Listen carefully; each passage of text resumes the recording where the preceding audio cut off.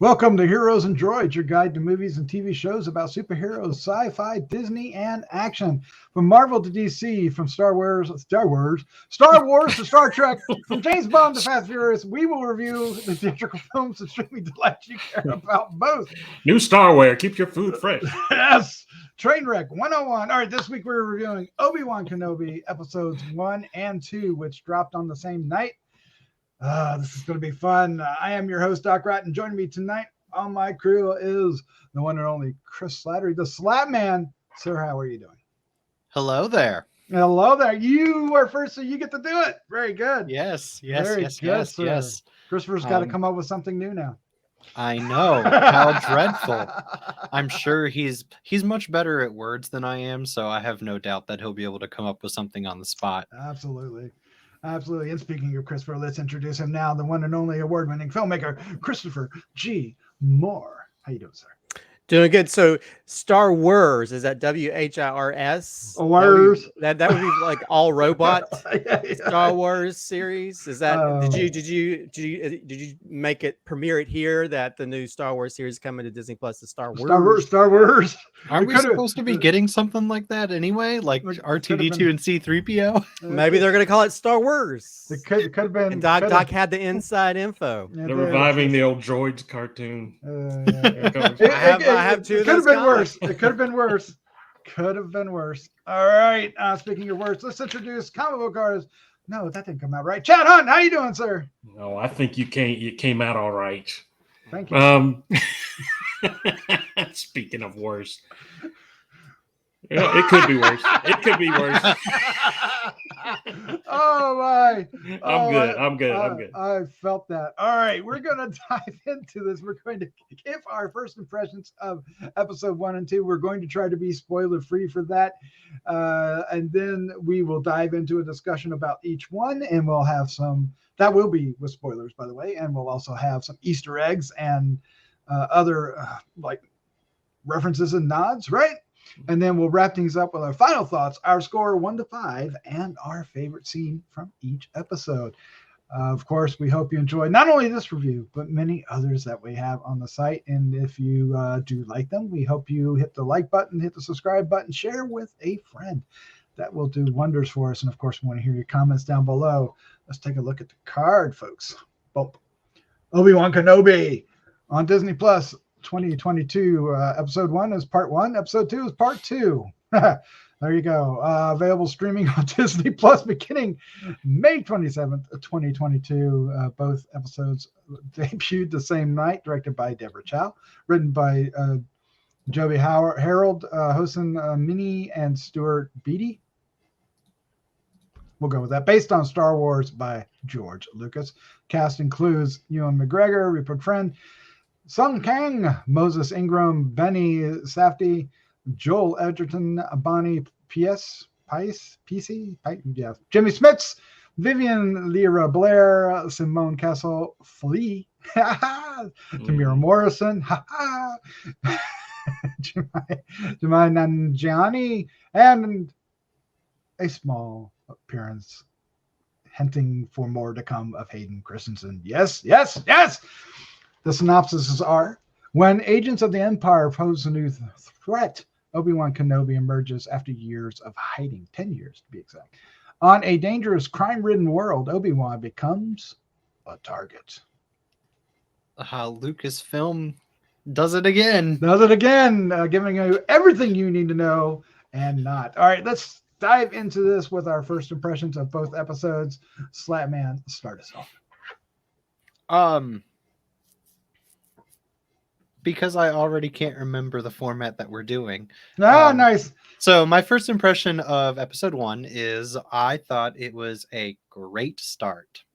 A great reintroduction to our character to see how he's changed since we last saw him, and also a great way to introduce us to the rest of the main cast that we're probably going to be following around throughout the next 5 episodes. Without any spoilers, I think they nailed the casting of a lot of our main characters, including but not limited to Moses Ingram and Vivian Lyra Blair. They absolutely nailed it. Real quick, her character is a spoiler, so don't mention who she plays. Vivian. It's a spoiler from the first episode. If you haven't seen the episode, If you haven't seen it, you don't know. Oh, okay. I didn't know going into it. Okay. I guess I was just confused because I knew going into it, so I didn't know. I didn't yeah, know. I didn't either. I was But- kind of shocked. So, but yeah, and Ewan McGregor as Obi-Wan is just it's like going home to your family and your mom and dad making you the meal that you grew up with, and it just tastes perfect in your when you get to eat it after so many years. That's exactly what it's like. It's such a joy to see Ewan McGregor back on screen as Obi-Wan Kenobi. It is absolutely. And he does some great acting. More so in the second episode.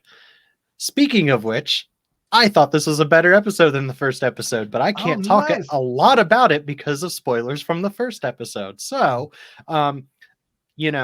this is the episode where the actor praises that I gave really came to light, especially with Vivian. And it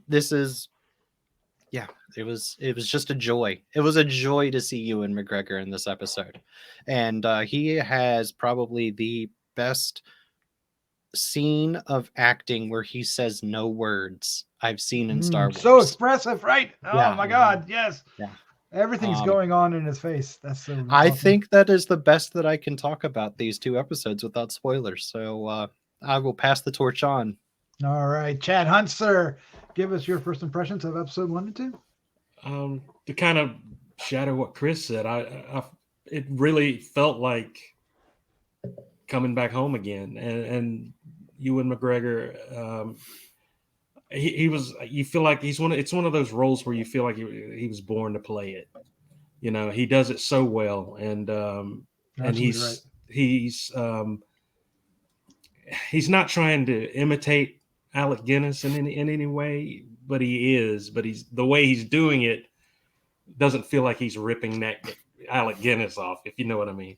Yeah, it's not a caricature. It's actually it's really good, and you feel like it's added some elements in here that maybe that we didn't know about before, about some of the people that are chasing him and trying to find out where he's been for the last 10 years and that kind of thing. It was interesting to see what he has been doing for the last 10 years. It was really cool to see that and how the Jedi ended up and things like that. So I probably will have issues trying to remember what was in part 1 and part 2 because I watched them both back to back and it just seemed like one big long movie. It worked out really well that way. Yeah. So, but I enjoyed this quite a bit. I have some issues with just a couple of things I'm sure we'll talk about. But overall, this just was, it just felt good. It felt good to me. Sort of like the Book of Boba Fett felt like getting back to Star Wars, being Star Wars again. And like I felt when I first watched that. But I enjoyed this quite a bit. Christopher G. Morser, our Star Wars fan among fans. What was your first impression of Obi-Wan Kenobi, episodes 1 and 2? I really loved it, and I think I really appreciate the little.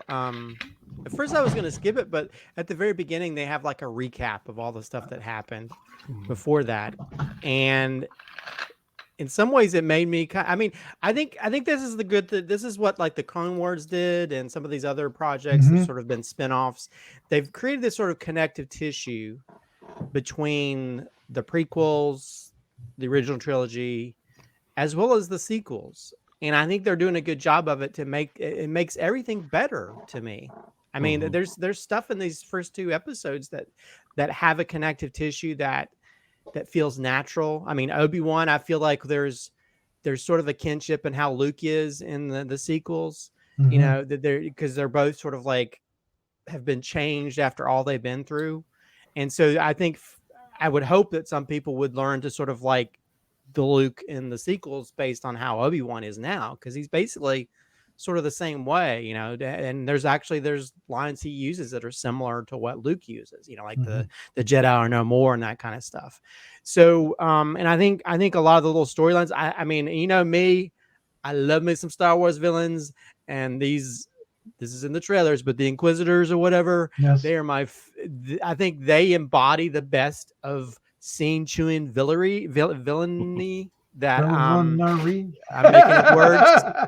I love them, and regardless of what some people's issues with how they are in other formats, animated or whatever, I think they work perfectly. I love these new villains. They're just like, ooh.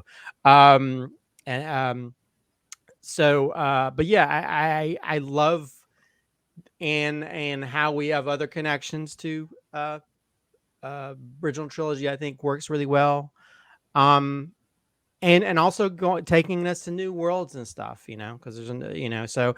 But yeah, I'm enjoying every bit of it. I think like most, you know, I worried about anything that's supposed to be sort of like a prequel type thing to other projects, you know, like, oh, great, you know, we get another thing. Because I think that was the biggest issue some people had with the prequels, which, again, this is really kind of This is a makes sequel and a everything. prequel. Well, now, I well, said this is yeah, a sequel and a it prequel. is it's a sequel and a prequel, but it's still sort of a prequel to what we know is the original trilogy. Right.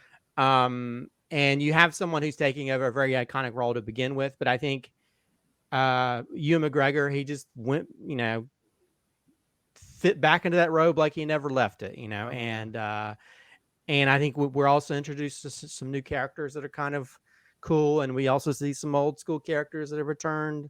But yeah, I'm loving it so far, and boy, oh boy, how that episode 2 ends. Yes. I've Yes. never been so excited to watch a next episode of any series, but how that ends without being spoilery. But Yeah. We'll get but there. Definitely. yeah, I love it so far. I do too. I do too. I watched them twice. I had to. It was so good. There are things that make me a little nervous about these two. That, you know, not everything is 100%, but the tone of it and the feel of it is 100%. Right. Even with some of the flaws that we'll get into with the spoilers, that were for me. It felt like a great bridge between the Mhm. prequels, which have a certain tone, and the original, 4, 5, and 6, New Hope, and such, that, you know, we know and love. So it has kind of this really meld of those two. And Ewan McGregor as Kenobi was always, in my mind, the best thing about the prequels, right? Mhm. Because he just embodied that character so well, and it just felt like the character. Yeah. And now we're like halfway in between, or actually it's not, it's a third in between, right? Because isn't it 30 years in between, or is it 20 years in between? It's 20 years in between, right? It's What? 18. So it's right in between the Attack of the Clones and New Hope, right? So, and he feels, and of course it is 10 years in real life too, but he just feels it, right? He actually there's a weight to him that when we see him, which is it. And he just, oh my God, he just, it, I, I knew I wanted to see this, but I wasn't always certain, you know, that that's what we needed. But now that we have it, I'm so happy. I'm so happy we're getting this. And there are surprises. There are really great moments. There's a couple cringy moments. We'll get to those for me. But overall, it just feels so Star Wars. And I am all about it. I think more so than the previous two things that we've, I mean, Mandalorian's great for what it is. And then Boba Fett was for what it was. But this feels more ingrained, even more so. is it because it's so, well, I mean, there's Skywalkers and the other thing too. So I don't know where to go with that, but it just, with the Obi-Wan, it just feels, it's a great focus. And Justice for Han. Yeah, there's a reference you didn't know was coming. The fifth brother sits this Han. Justice for Han Solo. Yeah. No. Justice for Han from. I know. I'm I know. just saying that's why you mixed the two. Other Han. But yeah, I was like, where is he? I know he's going to be in the show. Where is he at? Oh. And then of course we have the Inquisitors, and now the Inquisitors are from Rebels. From Rebels, right? Okay, so I just wanted to get that up. Or they were originally introduced in Rebels, but expanded upon greatly in the Darth Vader comics. Okay, there you go. Which I'm not 100, fully aware of. But all right, we'll get into all that. We are going to dive into spoilers, and as a part of that, Christopher G. Moore has some Easter eggs for us. Do you not, sir? I do. Right. Well, starting off, this is sort of more of a connective type thing. We get that opening scene with the Padawans, which was like, and some people have, again, because of recent events, it can be, I guess, triggering for some people to some degree. But one of the young Padawan could possibly, I think they're hinting that that's Reva, one of our new Inquisitor. So that could be interesting how that plays out, which, and we'll have to figure out why she's so adamant about going after Obi-Wan. When we meet Obi-Wan and he's working, cutting what they called a sand whale, but we don't have really figured out exactly what that is. But when there's a lot of meat on it, whatever it is. There's a lot of meat. When they're punching out with their time cards, it's a gonk droid, and every time they punch their card, it says gonk, which is a very funny thing when you watch that and you listen to like gonk gonk. Well, we get to see him riding the Eope, which is the camel-like creature that he used at the very end of Revenge of the Sith, when he dropped off Luke to Owen and Ben. Owen and Baru.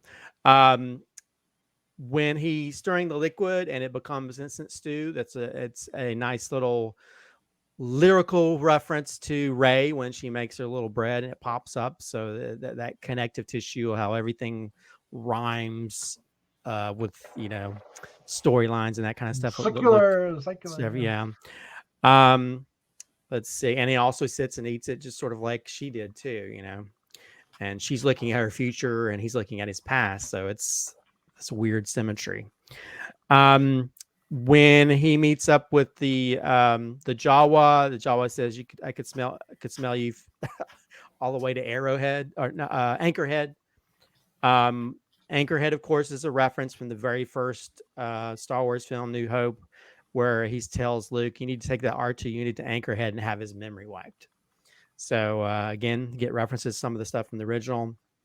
Of course, he tries to give a ship toy, a transport toy to try to drop it off, and Uncle Ben catches him.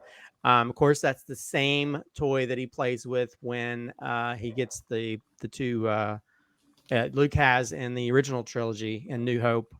When I think C-3PO is about to take his little sort of bath to clean himself or whatever, he's like playing with it. So again, that's a nice little reference that probably ties into possibly he got that from Obi-Wan. If you look at when Luke, when he's playing outside, Baru comes out wearing the same outfit that she wore in New Hope, the very same color outfit. Of course, Luke wears pod race goggles and acts like he's playing pod race. Of course, and a little callback to his father when he was a kid. And of course, the big spoiler we didn't talk about in the very beginning. Yes. Of course, we get the return of Princess Leia, who uses a decoy, just like her mom did, with what Padme did with using decoys. When she's looking at the different ships, of course, we get a nice little lot of Easter eggs, different ships, but she mentions Aquilian Rangers, which is a reference pulled from the second draft of the original Star Wars film. The original character of, I think it's Deke Starkiller, or Dean Starkiller, was conceptualized as a Jedi and an Aquilian Ranger, but elements of that character got sort of dumped into what became Princess Leia. In the third draft, supposedly Aquilian Rangers were present with the Rebels on Yavin 4.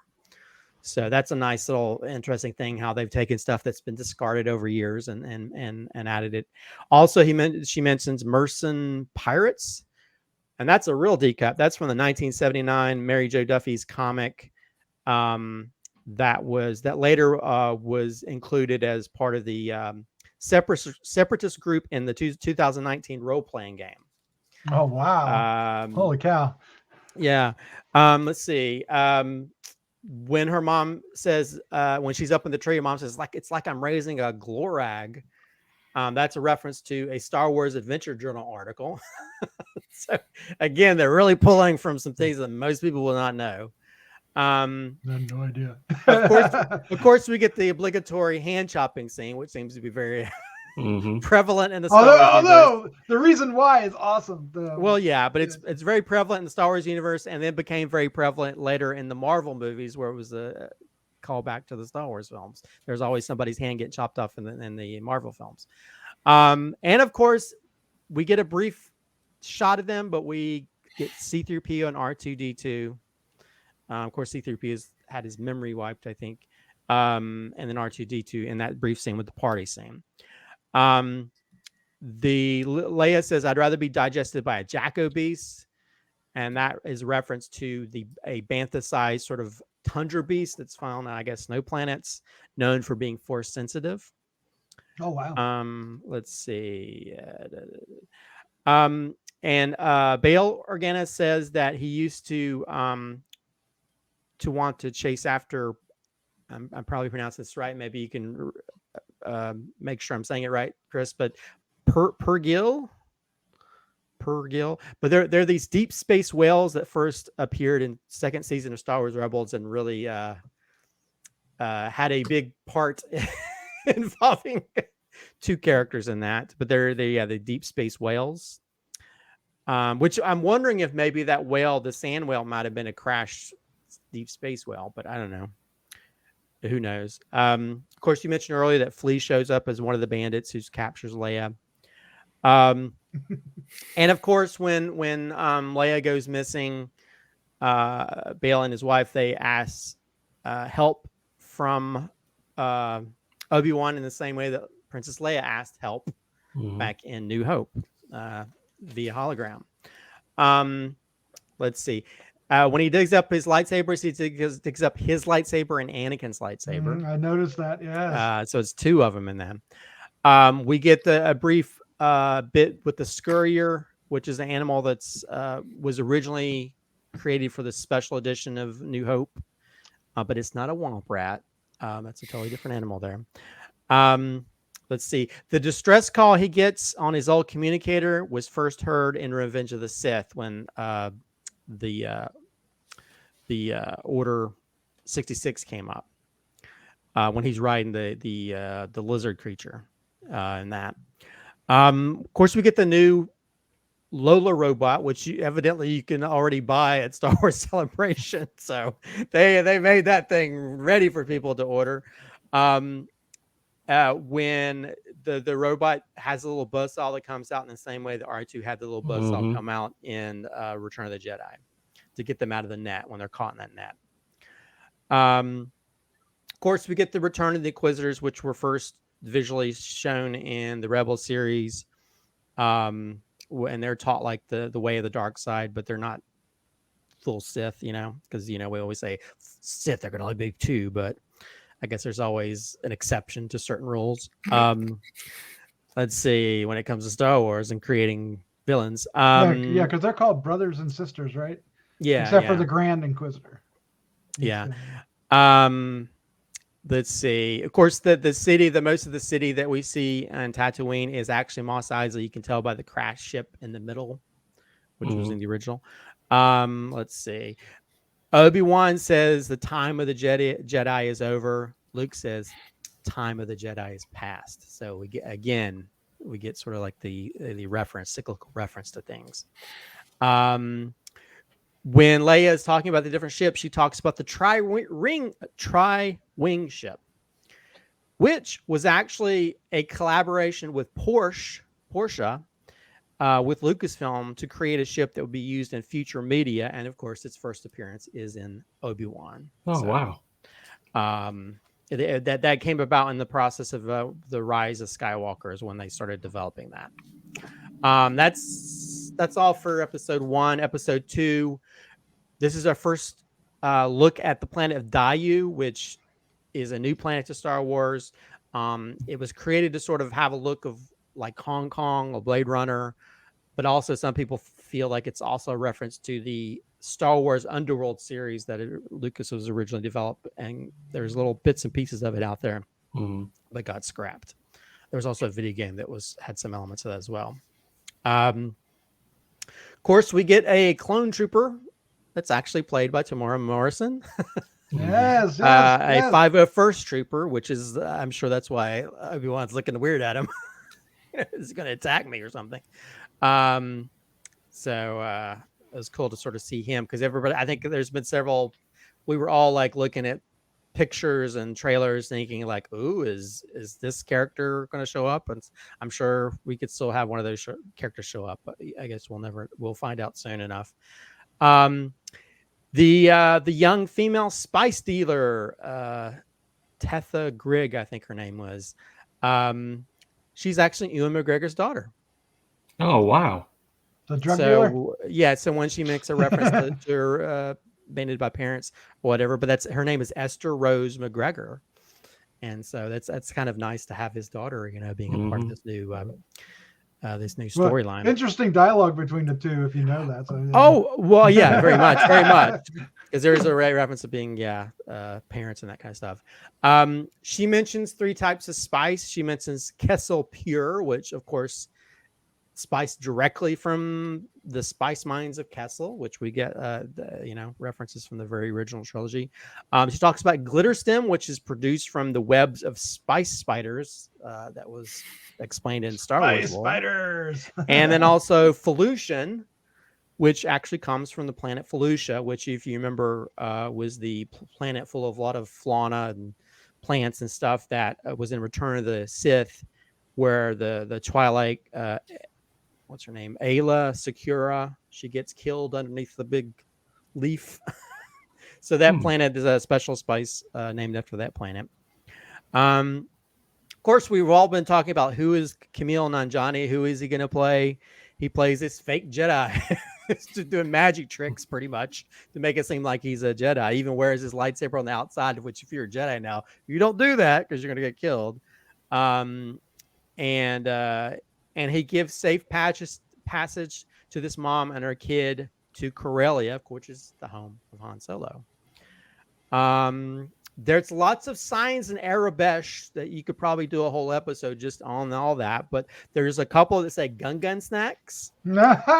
There's a few that say milk. There's one that says Sabak, so the card game. There's one that says Wampa, so I guess you can get if you want to get fried Wampa, I guess. There's one that says Jawa, which I don't know. I don't even want to know what that is. Arcade. There's one that says the wine. So I guess you can get wine there, and the den. But there's a lot of there's so many different references to different things in that. And I've seen people just go through and just look everywhere, all the Arabic. So there's usually meanings behind all of that. It's not just for looks. That's crazy. They go into all that detail. I know. Of course, there's a part where Obi-Wan, he's playing with his facial hair, which is, of course, when he was older and the New Hope, he did the very same thing. So and he also did it sort of later in the prequels. So just playing off of the original Obi-Wan character. Some people think there's a possible cameo by Mark Hamill. There's a part where they show up outside that club area. There's a person that walks by that looks similar to Mark Hamill, but nobody's really confirmed that is or not. That'd be a weird form of like Back to the Future time travel if that's the Mhm. case. That'd be awesome. But he has showed up as voices in different forms of the Star Wars shows. He played a robot, I think a couple of robots in Mandalorian. So and he also did a robot in The Last Jedi. So who knows? Let's see. The first introduction of Obi-Wan to Princess Leia, which actually never really crossed paths in the original trilogy. He bends down just like when Leia is in the hologram. On top of that, he says, "I'm here to help you." And Luke says, "I'm here to rescue you." So we get a nice little symmetry later on when Luke says something similar to what Obi-Wan does, where she's trapped and they come to rescue them. Aren't you a little short for a Jedi? No. Yeah, Don't well, say that. and she has that same kind of sass too, where she's like, Oh, yeah. more like grandpa. Yeah. Like, I'll be your father. It's like, more like my grandpa. I like this reaction. He goes, what? I'm telling you what, that girl has the right type of sass where you could see, okay, this is parts Anakin and parts of Padme as well. So it's really cool. There's an LOM series droid that I've heard that he is IJack, but it's not Forlom like some people were trying to say, which was one of the original bounty hunters in Empire Strikes Back. Leia says, "I want to float. I've heard that Jedis can make you float." And if you remember Last Jedi, she did float on her own. So again, that's a nice little callback to something that some people hate, but I love that part of it. But that's just me. Let's see. We get the big reveal where Reva is like makes Obi-Wan realize that Anakin is Vader, which feels very much like the reveal that we had in like Empire Strikes Back. That kind of reveal, which is kind of cool. Of course, the big thing at the end, we get Vader, the first look at Vader or Anakin, I guess, in the Bacta tank. Mm-hmm.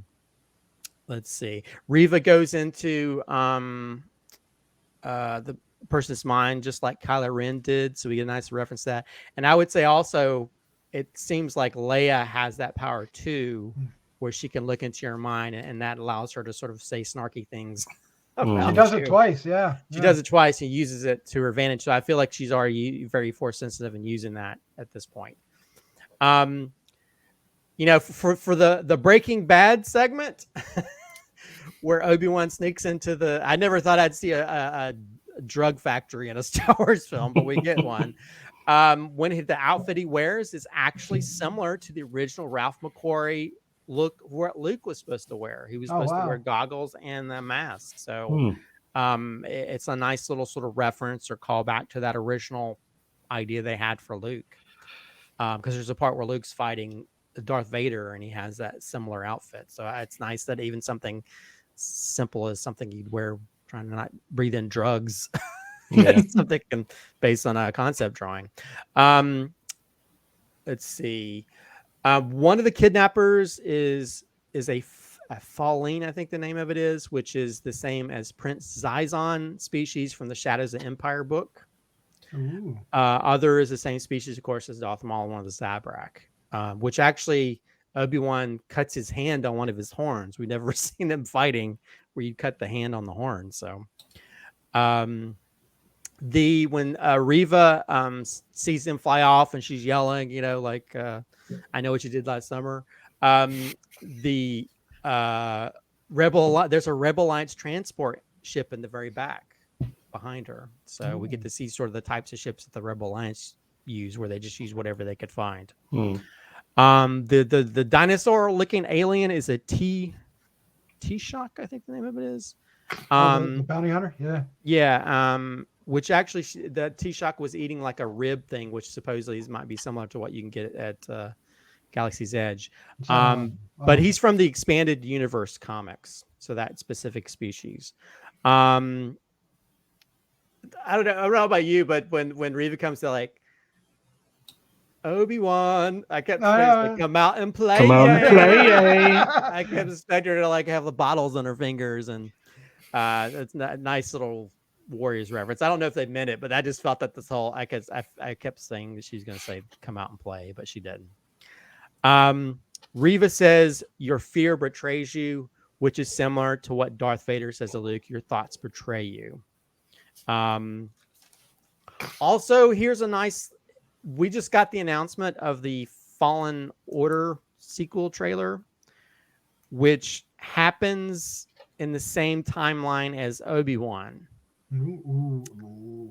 So that might. So some people think with that announcement, we might still Castus, but I don't know. I guess we'll see. But that I just. But anyway, that's all the little Easter eggs. The million Easter eggs. That's a lot. Yeah, a lot. It's probably a whole lot more, but I had to cut out some things that are kind of obvious. So yeah, just wait till the next 4 episodes, right?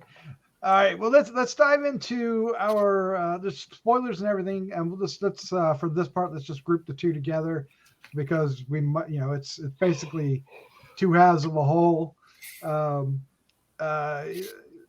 talk about young Leia. I didn't know that she was going to be a part of it, so I was surprised. I thought we were going to concentrate on Luke, but we ended up concentrating on Leia for these 2 episodes as she gets kidnapped. I guess the first of many times, it seems. That makes sense, though. It makes sense story-wise. I mean, Luke didn't really meet Ben Kenobi until... But he knew about him. He knew about him, but I don't think he ever met him, whereas Leia, as when she's putting the message into R2-D2, she has already known Obi-Wan. So, and I know a lot of people have a problem with that. Disney hates Luke Skywalker and that kind of thing. But to me, it made sense that Leia would know Obi-Wan way before Luke ever did. It also just makes sense that Leia would be the one kidnapped, being the daughter of a senator. Yeah. Instead of a random farm boy. Yeah. And it doesn't matter that, she's Anakin's daughter. That's not part of the story. It's because it's like she's our princess. She's Organa's daughter. Yeah. So. And that's what that was meant when he said, it's not about Luke, right now. It's about her. It's about her, Luke's time would come. But a lot of people are saying too, well, what about Luke? Well, it really isn't about Luke yet. At that point. So and there's if you go back and look at the original trilogy, when Luke comes to rescue Princess Leia, she says Ben Kenobi. She calls him not Obi-Wan, Ben Kenobi. Yeah.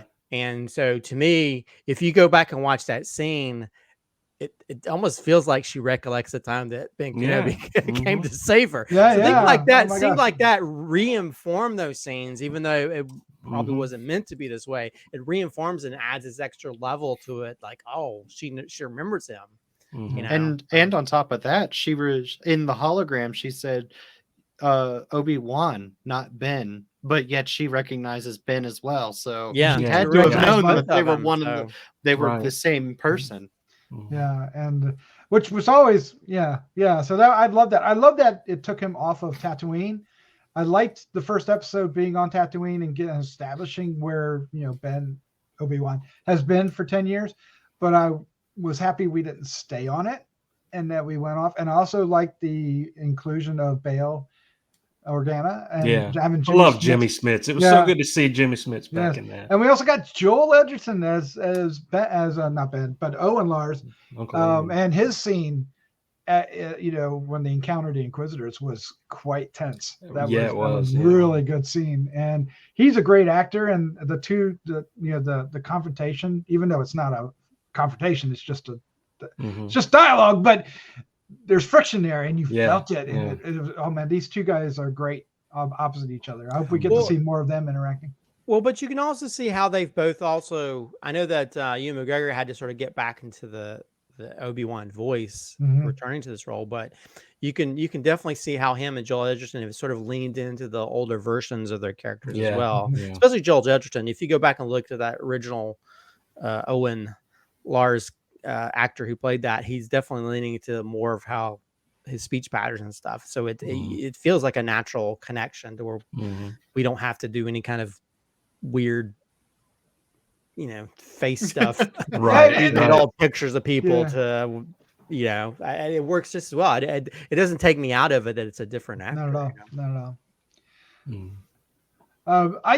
So I mentioned earlier I had a couple problems, and I want to talk about those. I want to get those out of the way.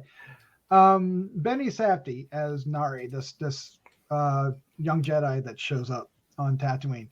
I was a little annoyed and put off by his character. I was a little like, what's this guy? I didn't like it. I didn't like him. Am I alone there? Do you guys have any thoughts about him? Because I hear he's supposed to be a really good actor, but I don't know about this particular.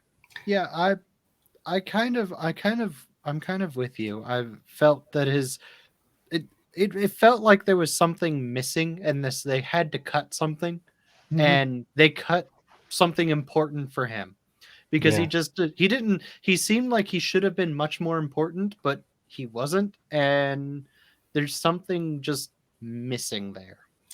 Yeah, because later when he shows up, he just seemed like a device, something put in place so Obi-Wan would decide to leave the planet, seeing him killed, But it does seem like something was missing in between that, I don't know, but I agree with Chris. It seemed like something. It just seemed too much of a plot device at that point, where I think there was something else going on too that we didn't see.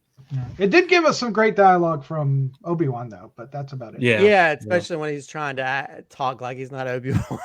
Yeah. Almost like a robot. Yeah. I am not Obi-Wan. I am Ben. Yeah. But yeah, I will say, I feel like when we met that Jedi, we already knew he was going to be dead. You know what I mean? Yeah. That might be true. Because we don't really, there's no reason. To be honest, I didn't really, we really don't get to know him that well. He's just pretty much a faceless character to some degree. He shows up just as sort of an impetus to sort of, to see this other level of where Obi-Wan is facing, and trying to make that change. But yeah, he was kind of just a very flat character to begin with. I didn't really. He's a plot device because he's there to bring the Inquisitors to Tatooine. He's there to introduce Obi-Wan and tie the two together. It would have been nice if we cared about him too. Yeah. It would have been nice for us to feel what Obi-Wan was feeling. It would have been nice. If they made it more obvious that he was one of the kids in the opening scene or something. Yeah, I think there just need to be a little bit more fleshed out for us to care more. In fact, I just felt like his character was not even really emotion filled or whatever, other than him using his force powers to protect someone. I didn't really see. I don't know. I if he's a good actor, I would, after watching this performance, I wouldn't cast him. Right. He just didn't seem. He didn't really stand out. He felt like somebody, like an extra that had been put into that part. And to me, I don't even know. I think he could have just been a faceless character that we didn't even get to know, or not even had an interaction. I'm not even sure the storyline would have mattered if he wasn't like a bigger part in it. You could have cut his part more, and you could just see him earlier and then just see him hanging, and then okay, that's So I don't know. I don't feel like his character really mattered too much to the main storyline, and I would love to see a little bit more emotion or something. It just seemed very very flat and emotional. Well, the audience, as an audience watching, you didn't feel anything for him, but Obi-Wan did, because Obi-Wan felt the guilt and everything of not helping him in the beginning. But I don't know if I felt it from him either, because of we didn't feel. You know what I mean? I don't. Well, I think was underplayed a bit too much. Yeah, I agree. Another thing on first watch. Now, I told you I watched it twice. The first watch, it really, really bothered me. But on second watch, much less so, and actually started to like this character. But I was really rubbed the wrong way with young Leia on first watch. I was like, oh, really? I was not liking it. But on second watch, especially the second episode, I am far more less inclined. But I'm hearing others having the same issue on the first, with their first watch. Did you guys have any How The far only off issue- am I with that? The only issue I had with young Leia is how she was able to outrun all these grown men. Well, that's a whole different issue, though. I know, but it really took me out of the scene the way she was barely, and they're like, "Wait, come back!" They're like moving so slow to get her. They were running Even Obi-Wan, when he was chasing her through the city, and all, it was just, wait, where did she go? You know, I will say, I think the main negative thing that I took away from this series, some of the action scenes seemed not as polished or off, and I think yeah, evidently the kidnappers had hemorrhoids or something, because that one guy, there was something. Yeah, I saw a TikTok where somebody was like, "Oh, Leah's gotten away," and they run like the Spider-Man meme or whatever. The only thing that would have been faster is if they got on the very, very slow mopeds from Book of Boba Fett. To me, that made the moped thing seem like the Kessel run motion, at 6 parsecs. That felt faster than that. But I think that's the only thing. There's been a few things with like the act, because even like the part, I think for me, I had more problems with when the Inquisitors show up and the guy knocks that little that little shade thing down. Oh yeah. It seems so like, I don't know, it seemed kind of stupid to me. I didn't really see the power of the Jedi in that. That just things like that. I think there's a few things like that that felt a little bit off, but I don't know. I felt like I don't know if maybe it had more to do because you're chasing after a little kid. You don't want to kill the little kid. So you can't make it totally. But I think but also these are goofy kidnappers, so they're exactly very goofy when kidnappers. Flea is chasing after you. Oh, come on. I like Flea. Flea was awesome. It took me out a little bit, but at the same time, I was happy he was in there. The last thing I'm going to mention might be a little controversial, and I'm still trying to figure out how I feel, and that is Reva. I wasn't 100%. I don't know if I like this character, but I have a feeling that by the 6th episode, I'm going to change my mind. But I'm not sold on her 100% yet. Anybody else? I totally agree with you. It's not. She didn't feel dangerous at all to me. She didn't feel. You mean when she's cutting people's hands off and wanting to kill people? That doesn't seem dangerous to you? Well, no, it didn't. I mean, it felt a little forced. It did. It felt like. There's a tone. To be honest with you, it felt like the role was miscast, because the way she was delivering some of her lines and everything just kind of fell flat with me. I didn't feel intimidated. Yeah, I felt like she was going a through threat. the actions. Yeah. She was. Yeah, I'd cut anybody's hand off if there were 5 badasses standing behind, or 3 badasses standing behind me waiting for me to do something bad. But I also feel too, like you do, Doc. I feel like there's more to this character than we're seeing now.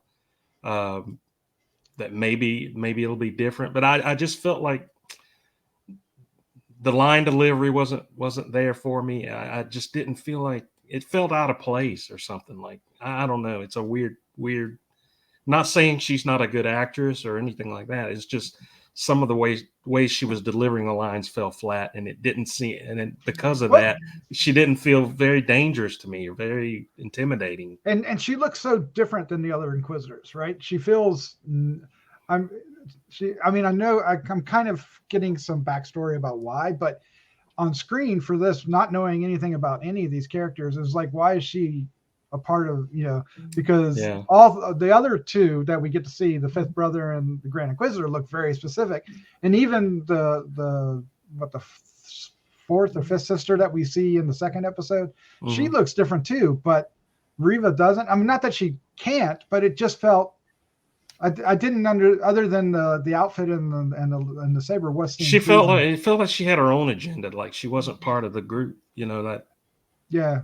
And whatever that reason's going to be, I'm sure they'll reveal it in time, but it just didn't feel like she was part of that group. Yeah. Well, she has her own agenda when it comes to it, and I think that's what makes her a little bit different. I think she might have joined that thing because of not being saved by the Jedi and not You know, I think there's some kind of underlying theme. I like the character. I mean, I think saying she's not dangerous is I don't know. I think she'd be even more dangerous if they didn't hold her back. I think she'd be killing people left and right just to get the Obi-Wan. And to me, that's dangerous. That's like Anakin dangerous. That's like knocking, you know.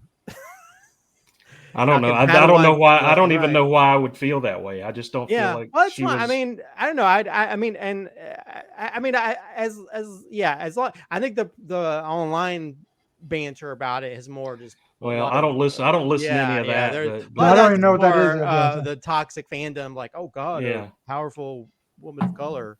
But I mean, you know, but I don't know. I like her character. I think I like that sort of like character, because you always have these characters almost like you always have. I mean, to me, she's like the Anakin of this group. You know, because these Inquisitors are they're like the evil Jedi. You know, they have this order. They're supposed to follow certain things, you know, they're supposed to, you know, have a certain way they go about things. And she's this cannonball, like, oh, I'm just going to do, because I've got my own little thing, you know, in the same way that Anakin was like, you know what, I'm not supposed to love anybody, but I'm going to love someone, you know, or you kill my mom, so I'm going to kill all. I mean, so I think I can sort of understand her combativeness. And again, it is one of those things to where we get a little piece of maybe that something.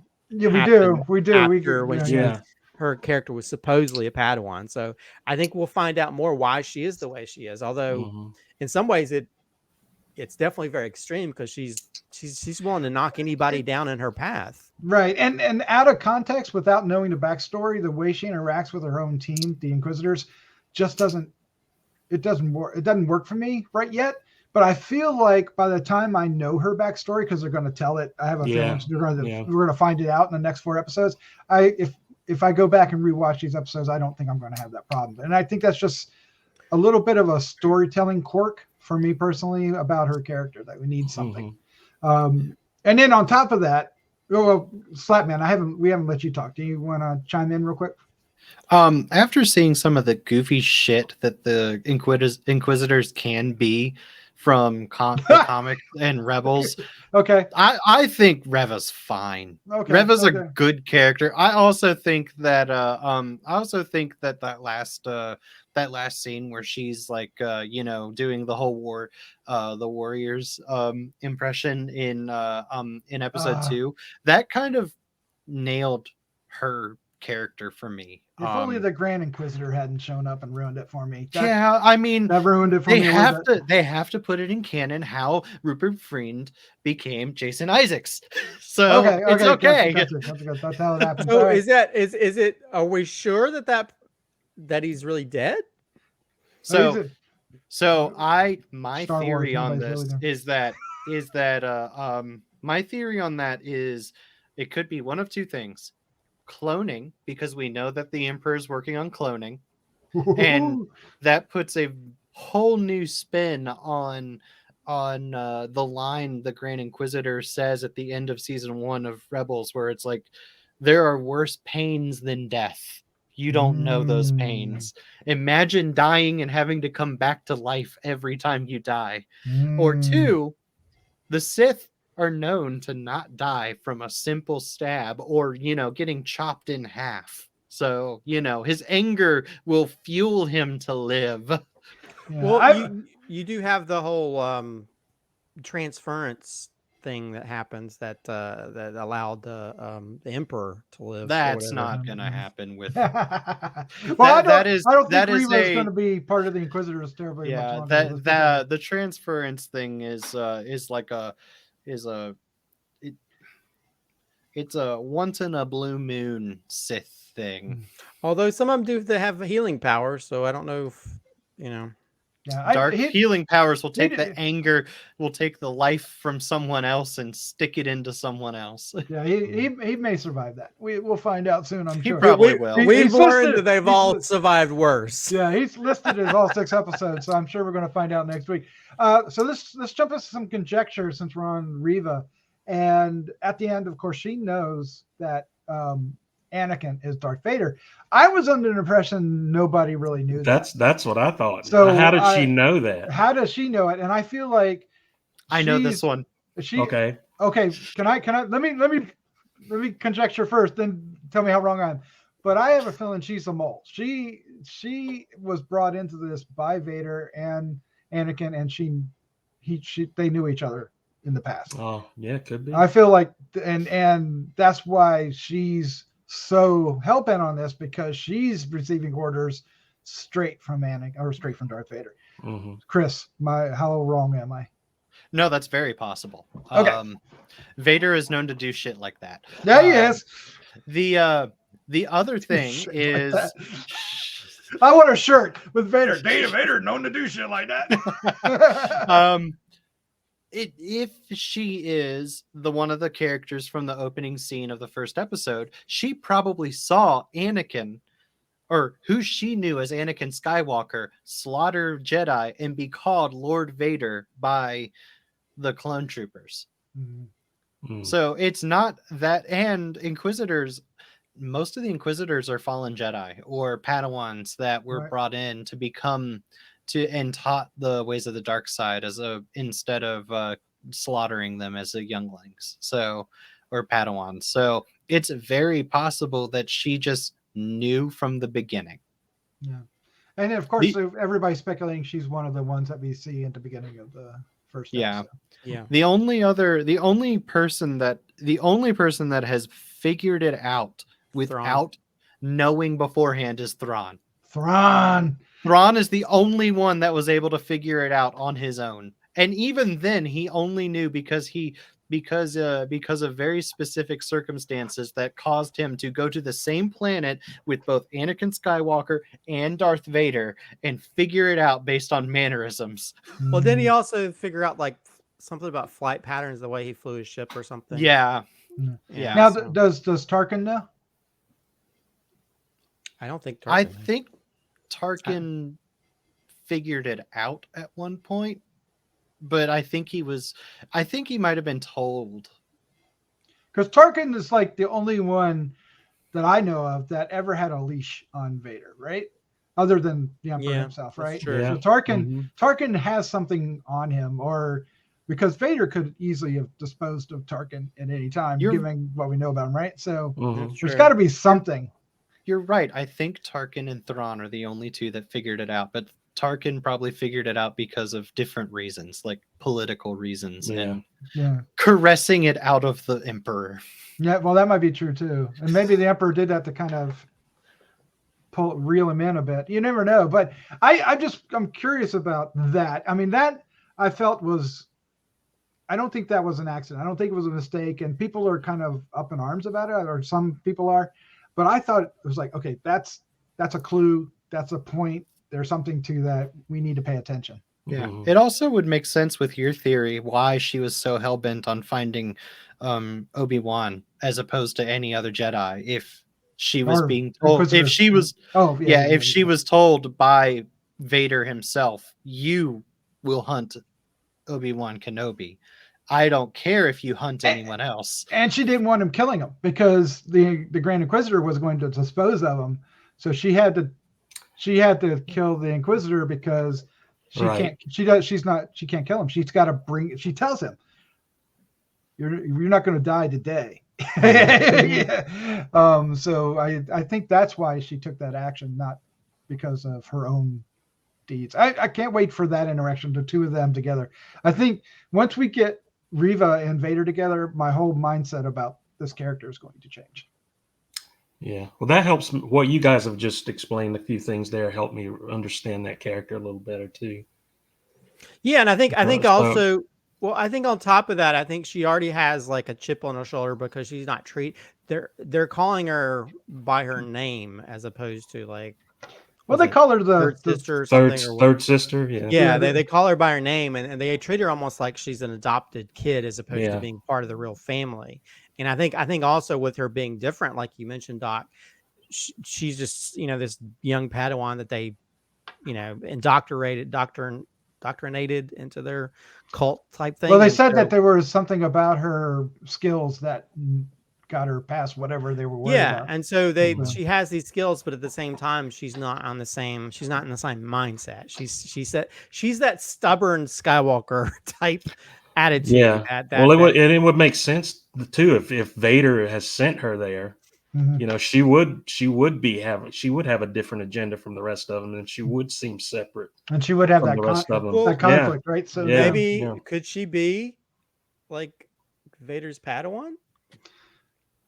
There's always one, And just one. I mean, well, I guess Vader is in a position to take a Padawan, right? because Well, A yeah, secret Padawan. secret Padawan, in the same way that he wanted like Luke to be that. to Yeah. kill. And the Emperor. in the same way that Dooku, when he was the second in command to the Emperor, Dooku had a secret Padawan that was Asajj Ventress. So Yeah. So Mm. I mean, Secret Padawan. This is Padawan in disguise. like Jedi mistresses. Yeah, there you go. Yeah. Oh my Sith god, mistresses. I love it. So, fun fact about the rule of two: it didn't start until I think it was Darth Plagueis, because so it started between Plagueis and Palpatine, because Plagueis didn't want there to be more than two Sith, because he knew that he would get overrun. Ooh, So yeah. so the rule Power of two control. is less than 100 years old at this point. Yeah, it's a control. Before that, there method. were Nice. Sith everywhere. Nice. All right. Well, let's Kind of. we can keep going. So we should go ahead and wrap this up. Let's give our final thoughts. In this case, we are going to go final thoughts for episode 3, final thoughts are 2, and final thoughts for episode 1 and 2.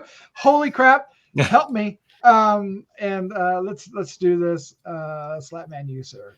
We doing separate favorite scenes as well? Yes, please. Okay, so episode 1, I thought it was a great start to the series. It was great to see Obi-Wan in Ben mode, and to just kind of get to know him and get to see what his life has been like for the last 10 years, because you get the feeling that he's just the same old stuff over and over and over again for him, and he doesn't really deviate much with his life, and it honestly looks a little exhausting.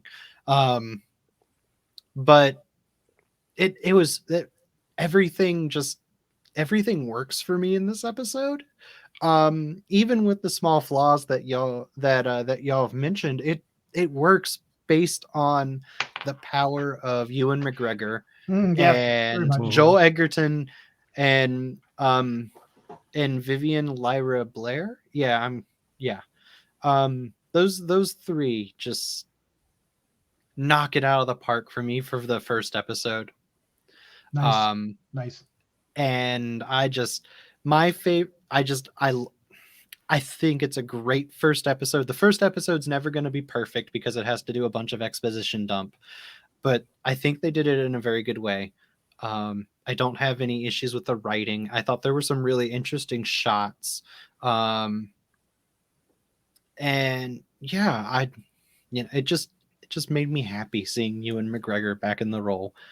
My favorite scene from this episode is going to be it's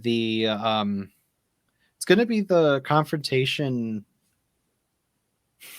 of between Reva and Owen, actually. Yes.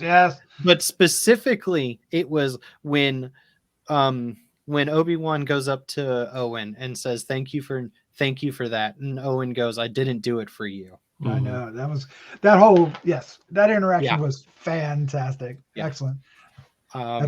Episode 2, sir. Yeah. Well, episode 1, 4.5 out of 5. Nice. Yep. Episode 2, I think, is a step forward, especially in tone, in writing, and in acting.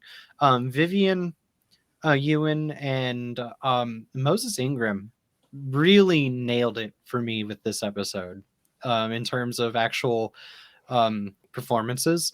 Like, it just, the ending alone, and that's going to be my favorite scene, is the ending with where Reva tells Obi-Wan that Anakin's alive, and Ewan McGregor's acting just as in that amazing. Scene. Yes. And the last line, Anakin, like, just like haunting, chilling. It's so well acted. You could see him going through all 5 stages of grief but then skipping over acceptance and going back through them again. That's awesome. Do you think they reached out to each other in those final two scenes? Do you think when he says Anakin that they feel each other, the Force, or is that just storytelling? Well, am I mistaken, or did Anakin like look up He did when he Yeah, said at that point from the bacta tank? Well, Luke I did that with Vader, so I think it's it's It's possible, right? possible. Okay. I mean, they were attached at the hip for so many years. Well, So they were best what we're talking friends. about. They were brothers. They were teacher and student to get like master Padawan. Like it was, yeah. I wouldn't be surprised. It was a bromance. Yeah. Yeah. Chad, sir. Oh, I'm sorry. You still haven't said something. 4.75. Okay, gotcha. Chad, you do it out of order and freak me out. Chad, what's your final thought, score, favorite scene for episode 1 and 2? For both episode 1 and 2, this is a great start to this series. Ewan McGregor. It was great to see Jimmy Smits back in that role. Yes, and it was just so. Yeah, this is off and running, and I'm really digging it. The first episode, I'm giving a 4.5 on one of the funnier scenes that I really enjoyed in it. Was the interaction between Obi-Wan and the Jawa who came to sell. Oh, that was great. Sell some of the parts that he stole from him in the first place, and I just love that whole setup. And it I don't know, it made me really feel for Obi-Wan and what he's been going through for those 10 years. His little cave dwelling and his little warning droid that comes up and tells him if it's okay to enter or if someone's inside.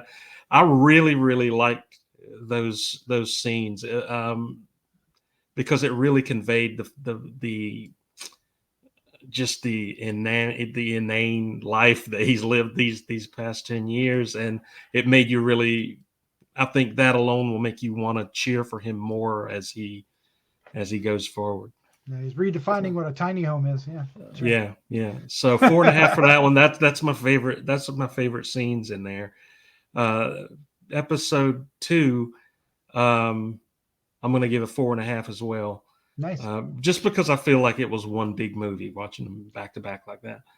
I had a stand up and cheer moment when Leia was falling and he finally used the Force but you could tell he was struggling with it because it's been so long since he's meditated and studied the Force and studied being a Jedi for so long. He struggled there, and so you really thought, what's going to happen? Even though Leia would survive it, but I just thought that was a great moment and a great. I cheered a little bit on the inside watching that. So yeah, 4.5 on that. That's my favorite scene, was him using the Force again, and this thing is off and running. So away we go. Off and running, and away we go. That's on the box. Christopher T. Morris, or your final thoughts, your score and favorite scene? Yeah, I think this is a really great start to the series. I think I don't know. I think we're all a little bit worried about how this is going to turn out. Like, we're going to have a series where he's just like creepily stalking this kid. That's what I was worried about. Yeah. And I think it's been a little bit more than that. I think there's been some sort of like some really interesting character moments to where that actually helped to inform the other films and make them. I mean, it makes the prequels better. It makes the sequels better. And it even informs the original trilogy. So I think it's a really great start. It's got a little bit of glitches here and there. I think a lot of times you find that a lot of series where they're trying to find their place and trying to figure stuff out. But I think overall it's a really great start, and it makes me really excited, especially the way episode 2 ends. I think I'll give 4.5 for both. Let's see. As for favorite, I think the scene in episode 1 where he's calling out the Qui-Gon, Yes. you can really feel the sadness. And I think I really hope that the arc of this, hopefully first of many seasons, he finally I think he needs to be at peace with himself, maybe to be open to the Force ghost of Qui-Gon. And if we get Liam Neeson showing up as a ghost, hopefully less young CGI. But I hope that shows up, because I think that'll be a nice little arc for that, to where he's finally getting back. Also, I find it very funny that he's been a Jedi for so long, he doesn't know how to fight. He doesn't know how regular to fight, yeah. And he shoots like a stormtrooper. He can't shoot straight. So I think it's very funny where he's like, I'm not used to fighting. I have to use my Force powers. And so it'd be nice to but he realizes if he uses lightsaber, it's gonna open up a can of worms, and it's gonna allow them to find him all easier. As for favorite scene, this is probably going to be piggybacking on the tail end of Chris's, but when Vader shows up, yes, the Anakin stuff's fine, but when he opens his eyes and you see like Anakin, like, he's like, he looks so freaking evil, and I was like, oh man, I just want to see this. I want to see this version of Vader, and I almost hope that. I almost hope they find ways for him to fight with his mask off, which I've seen some concept designs, but I don't know if that's the case. But I really hope that's the case, because I really want to be able to see him emote a little bit more if he confronts. If we have a confrontation, I think it'd be kind of weird if we didn't have some kind of confrontation between him and Obi-Wan. But yeah, when him showing up, at just like finally, we get to sort of see Hayden Christensen return to this role, and finally we get to see him embody this role that we've I love that before. I was going to say, I love that. It seems like the Star Wars fandom has really supported the idea of him returning. Which if you've been watching all the Star Wars Celebration stuff, they go crazy. It's where even Ewan McGregor says, "I'm coming back to Star Wars Celebration next year," which takes place in like the UK. So, but yeah, they've been embracing everybody. So you know what?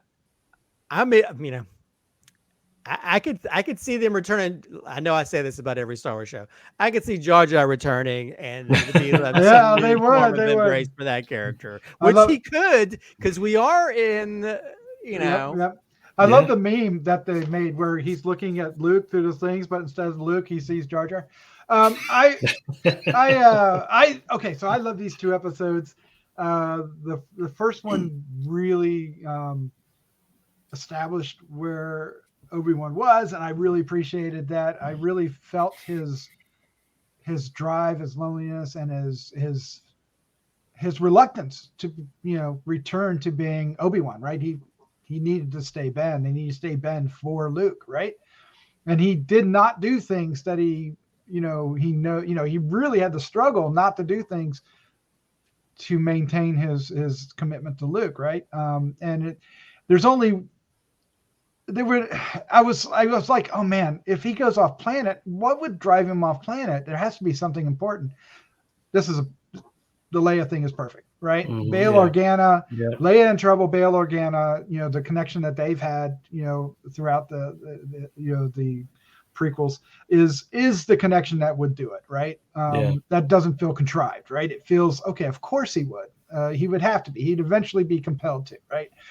So I really appreciate that. And then the second episode, I love that we got a different planet. I love that we got, a couple little surprises here and there. And I started, like I said, I was on the fence about Reva until that last little bit. And then because there was a part where she was like doing her acrobatics, and like, man, you're taking forever. Just get on a scooter and go. What the hell are you doing? you're jumping around all these buildings, and I mean, it looks great, but man, he's already moved. Like, but anyway, that I mean, it didn't ruin anything. I just thought it was funny.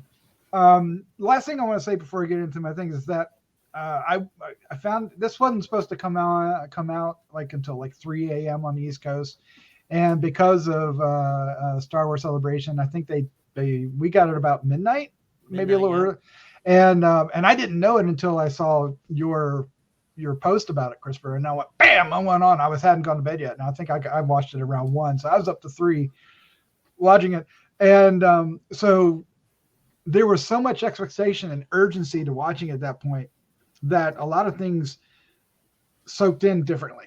And I'm so glad I watched it again over the weekend. And I did watch it, and it did feel like a movie. It felt like 2 parts of a movie. And watching it that way and kind of feeling it, but watching the second time without all the rush and the high expectation of, oh, it's the first episode, really put a different feel and enjoyment to it. And I'm so glad I did that, because I was really on the fence on whether I actually liked it. I know I enjoyed it, and I was like, okay, I'm not, I think I enjoyed this better than, I was thinking, did I enjoy it better than the Boba Fett first 2 episodes? I think I did. I'm not really sure. Now I definitely did. Now I definitely, it's just like, it's not Mandalorian first episode at the end kind of thing yet, but it certainly is exactly.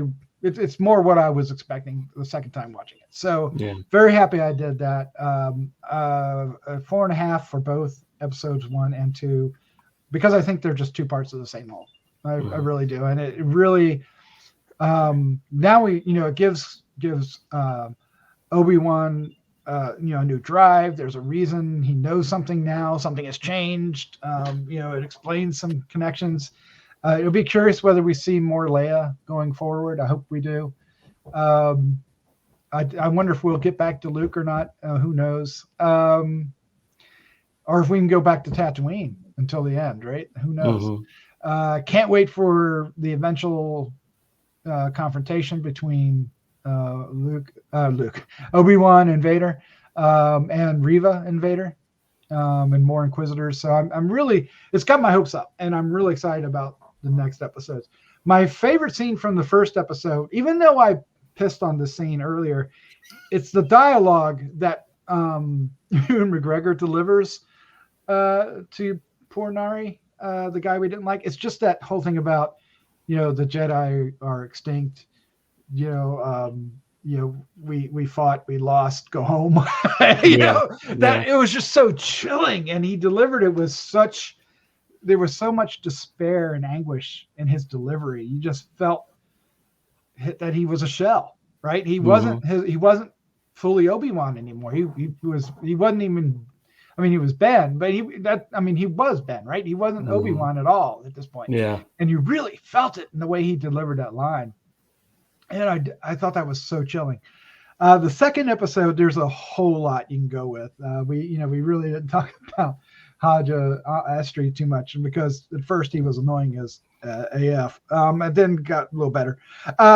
But coming across the clone trooper, that whole scene, I watched it like twice. The second time around. The first time I just went, second time I went, stop, rewind, watch again. Just that interaction and the nuance and the performances on both sides. For the clone trooper, just, what is he going to do? He's a bum, right? He's got his helmet out for coins, right? He's got no purpose. And you could see it in the face and the beard and and I'm like, and I kept looking. I actually watched it the second time to say, does he recognize him? Does he recognize Obi-Wan?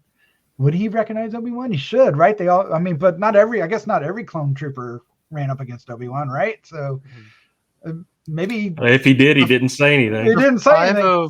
It would make sense though, because Anakin and Obi-Wan's troops often fought together. So Obi-Wan fought with the 501st a lot. Yeah, so in the Clone Wars. Yeah, so he's probably not even. He may never have encountered Obi-Wan, but you kind of wonder, right? But it was Ewan McGregor's performance. The whole. He was kind of like hesitant, but he was also.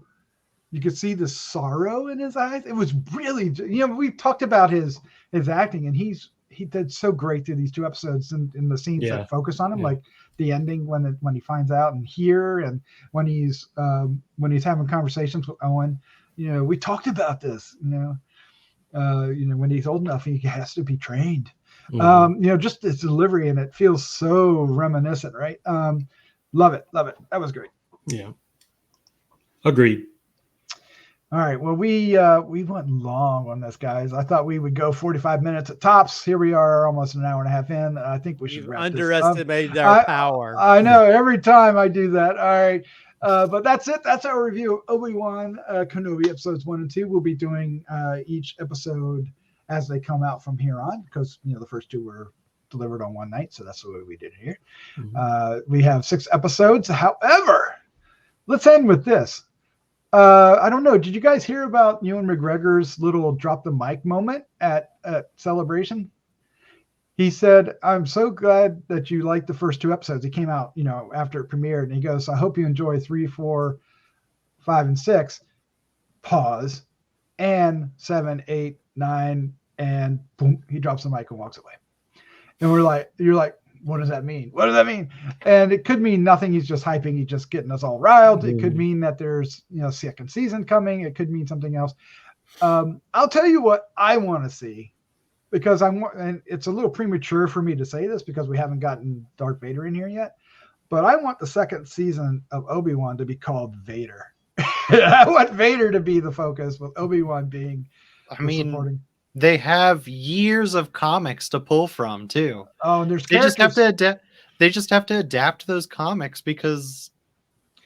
Well, there's an important Vader supporting character that needs to be introduced sooner than later.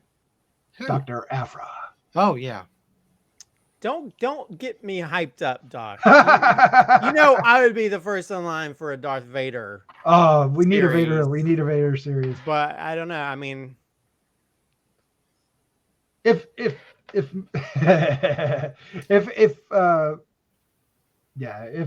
works, Hayden. Just have Vader take over 2 or 3 episodes like Mandalorian did Boba Fett. But if fandom embraces Hayden coming back as Vader as strong as they have, and I don't think they were 100% sure that was going to happen, I think that it's going to become more and more likely that we'll get a Vader series. Possibly. I mean, it's sort of Chad, you've played the VR Vader game, right? Yeah. I mean, there's storylines in that where you could sort of he's a badass, but he's also torn with some of the he still pines after Amidala. So that's his whole motivation behind the game, is to bring her back to life. And so beautiful game. I think you definitely have to have some kind of other people to focus on as well. I think to me, it's like, I kind of like it when we see doses of them, like the Rogue One always scene or something. I think sometimes when you focus too much on it, then that's when it kind of sucks the energy out of it. You know what I mean? So that'd be my worry. If they do make a Dr. Aphra scene or Dr. Aphra show, Dr. Aphra and Vader are frenemies.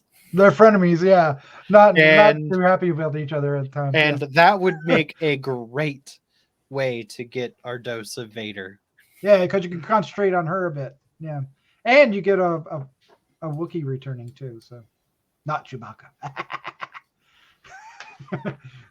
All right, guys, that's it. Let's just get out of here. Of course, we want to hear your comments down below. Christopher, Slattman, Chad, sir, thank you so much for joining me. This was so much fun. Thank you. It sure was. Yeah, thanks for having us. Yeah, the force is always strong in our conversation. And thanks for hanging out extra to do these 2 episodes together. Didn't seem like it. It didn't. It went by fast. All right, let's. It went by just as fast as those 2 Obi-Wan episodes. Oh my God, I think we might have went the same amount of time. Let's say goodnight. Good night. Good night. Good night.